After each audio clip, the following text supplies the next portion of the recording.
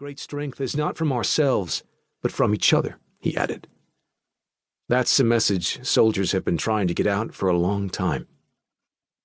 Winters was an evocative conveyor of that message. Among those embodying the Major's example was PFC Andrew Collins, who completed basic training at Fort Jackson in the spring of 2007. Collins, who repetitively absorbed lessons from Band of Brothers in his high school years, actualized such insights. Being able to think on your feet and remain collected garners a certain amount of respect.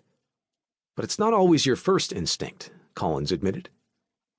When a certain moment called for action, I sometimes wondered, what would Dick Winters do? That philosophy served me well.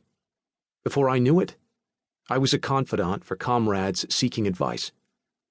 It seemed strange at age 21 to have soldiers younger and older than me seeking my guidance.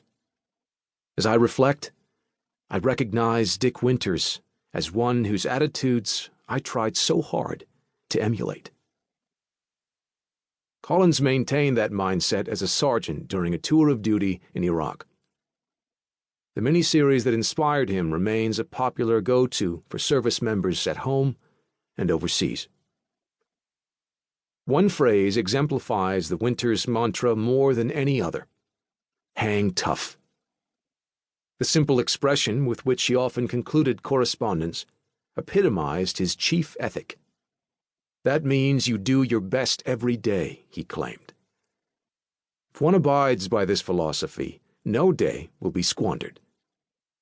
Though not commonly used during the war itself, the encouraging motto became Winters's byline later in life.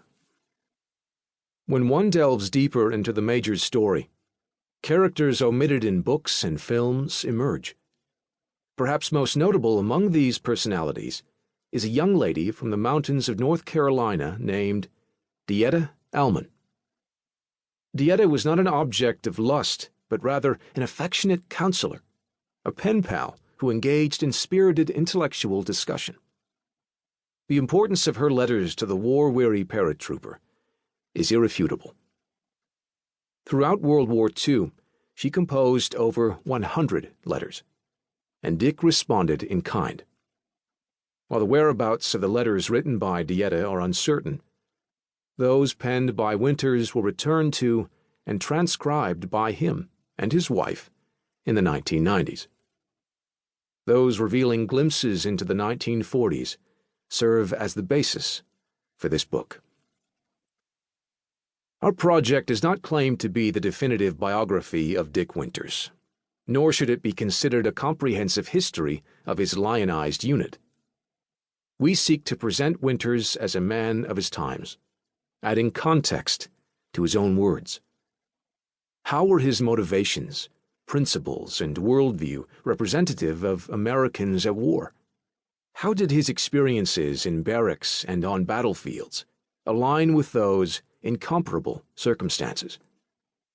To answer these questions, we have employed a wide array of primary and secondary sources to present broader perspective. Throughout the text, each of his letters is bridged with supporting commentary to offer a coherent historical timeline. With the exception of minor punctuation, bracketed points of clarification, and the occasional deletion of vague commentary, the text remains as Winters recorded it. Most letter headlines shown were added by Winters during his 1996 edits. Several works were of particular value in our efforts to fully comprehend Dick Winters. Biggest Brother by Larry Alexander offers a richly detailed account of the Major's life through 2004. Published shortly thereafter was Dick's own memoir, Beyond Band of Brothers, co-written by his close friend, Colonel Cole Kingseed. The engaging personal recollection ranks as one of the finer reminiscences of the front lines. Following Winters' passing in 2011, Kingseed authored the equally compelling Conversations with Major Dick Winters. Kingseed shares an intimate, thematic perspective to the factors that made Winters a unique leader.